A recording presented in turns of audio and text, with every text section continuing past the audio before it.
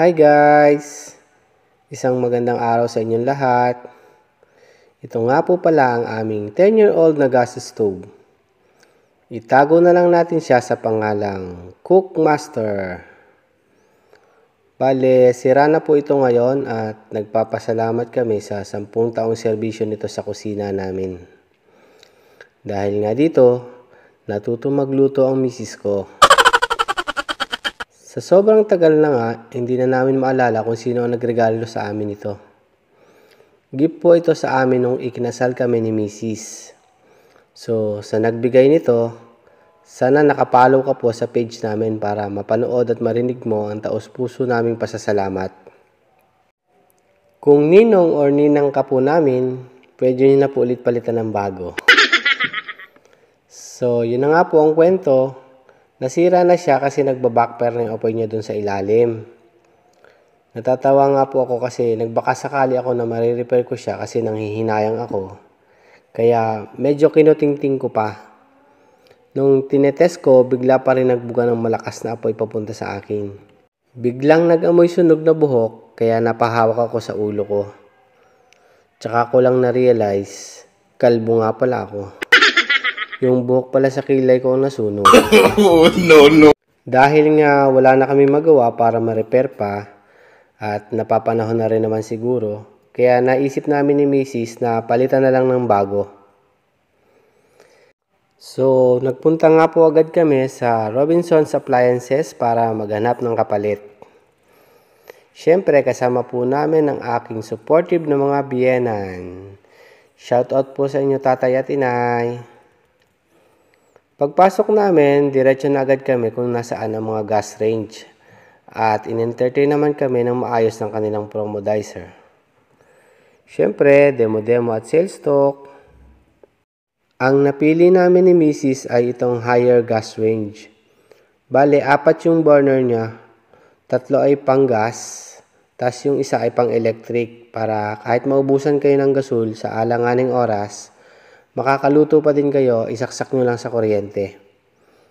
Pwede din dito mag-roast ng chicken at iba pang karne at pwede din mag-bake ng pastries. Mukhang may maa-unlock na naman na baking skill si Mrs. nito. Ito ang napili namin kasi bukod sa maganda na yung produkto, maganda din ang modelo. Si Idol Ivana Alawi ba naman? Ay siya. Tsak na panalo ka sa produkto.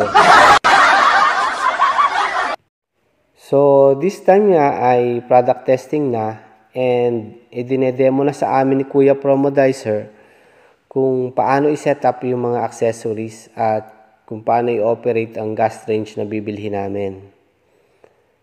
Magaling naman mag-demo si Kuya kasi iniisa-isa niya talagang ipaliwanag ang procedure at madali naman intindihin yung mga sinasabi niya. Kaya nakakasunod naman kami. Overall, satisfied naman kami sa product testing and demonstration na ginawa niya. Kaya go na kami ni Mrs. na ito na ang bibilhin namin. Shout out sa iyo, Kuyang Promodizer. Mabuhay ka.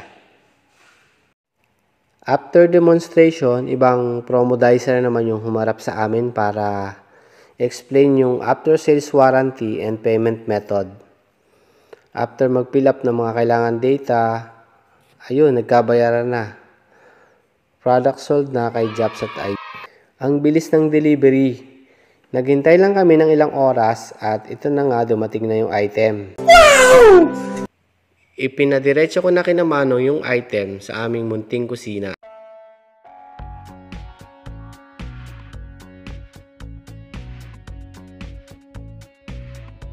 Nagpatulong na din kami kina Manong na ma-set up at ma-install para mabilis.